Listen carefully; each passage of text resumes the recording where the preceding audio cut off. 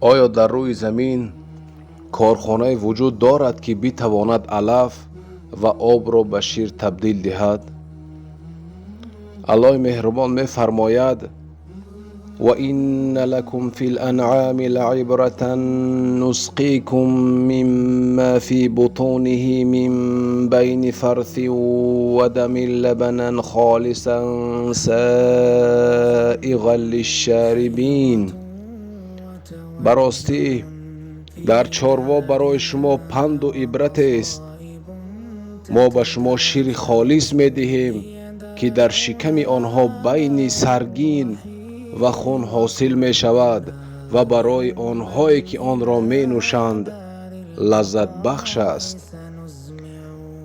الله سبحانه و تعالی در این آیت 66 سوره نحل درباره درس چاروا سخن می گوید و به معجزه پیدایش شیر خالص و با لذت از خوراک خون و سرگین اشاره می کند که دلیل قدرت و رحمت الله است، چنان که در تفسیرها شرح داده می شده است.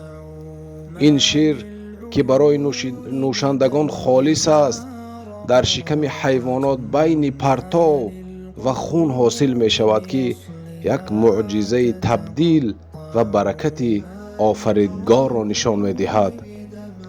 الله جل جلاله به چاروا از جمله شتر، گاو، گوسفند و بز همچون نشانه قدرت، حکمت و رحمت خود اشاره می کند.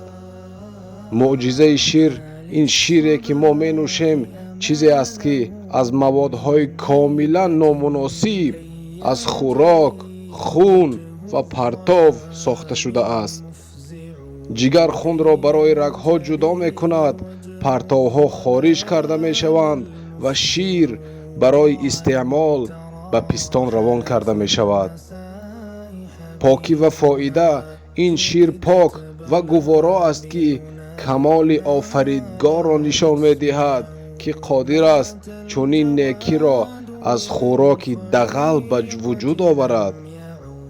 ماهیت این آیت این است که آن آدمان را دعوت می کند که در این روند طبیعی نشانه یگانگی، قدرت و لطف الله را ببینند و آنها را تنها به عبادت او دعوت می کنند.